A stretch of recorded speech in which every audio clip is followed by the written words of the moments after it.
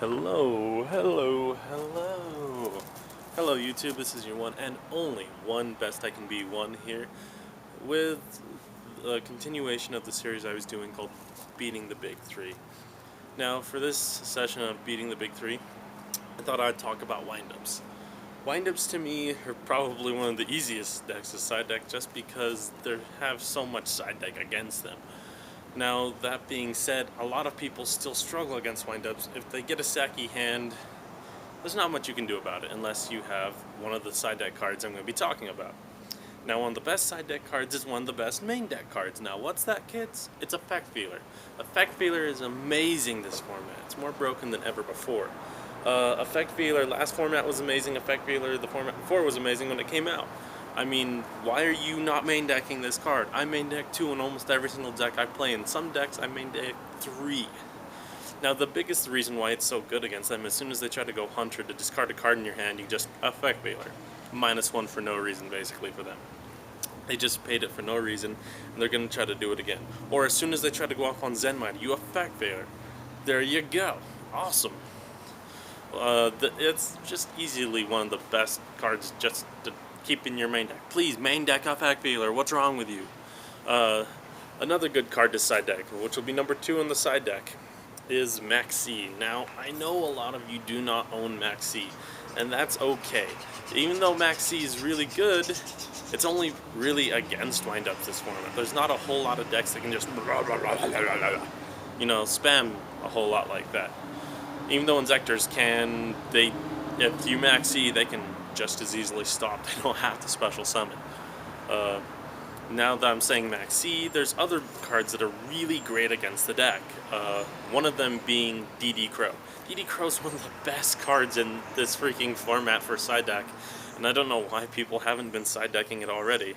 I talked about it, I think, a little bit on Inzectors. This is an even better one against windups. As soon as they try to target the Hunter in their graveyard, or as soon as they try to grab something in their graveyard, you just Crow it. If you timed your DD Crow against a windup player correctly, he will be in a lot of trouble.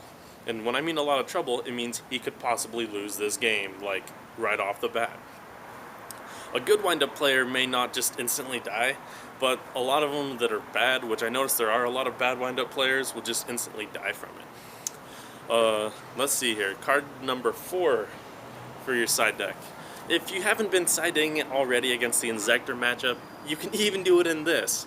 Shadow Imprisoning Mirror. I know you're thinking, wait a minute, why am I going to side deck a Shadow Imprisoning Mirror against freaking windups? Here is why. Because the main thing that is the discard engine in their deck is dark. That's right, Windup Hunter. He's a dark monster. You can just Shadow Imprisoning him as soon as he tries to discard a card in your hand. I know, right? Most people don't even think about it, but it's just a really easy tech card to do. Why? And the list just goes on and on for side deck. Really, right there, if you side deck 3 copies of each of those cards that I just told you, or main deck the Veilers, hint hint, wink wink, wiggle wiggle, you easily have enough cards to just destroy windups. They won't even have a chance. Like, there's many other things that you can do, like put in Thunder King Ryo. Thunder King Ryo is also an amazing card against them. They can't exceed, and they can't use freaking Windup Factory. They can't even synchro with him, really, because he'll just be like, meh. There's just so many things. If you want to be all crazy tech crap, bull crap, and do Forbidden Graveyard just because you're a boss, Necro Valley, if you're playing Gravekeepers, I don't even know. The list just can keep going on and on. I don't know why people have such a terrible time against windups, but I do at the same time. Because if they open broke, there's not a whole lot you can do. Except for Neko Main King. Because you're a boss like that and you decided to main deck or side deck a Neko Main King. Whoa! But besides that, this is my getting better at strategy, killing the big 3 on windups. Please comment and rate down below. Tell me what you think of this. Please tell me if you like it. Tell me if you dislike it. Tell me if there's something that I missed that would be an amazing thing to add on to this. I'll add it down inside my little description down below if you want to look at that. If you look it down below in my description, you'll also see a link to my eBay. Check that out. Mark me down as a seller because I'm always constantly selling cards on there. I do that. If you haven't seen my trade binder, I'll put a link down there. that'll give you a link to my latest trade binder. So this has been one and the only One Best I Can Be One here, and I'm signing off.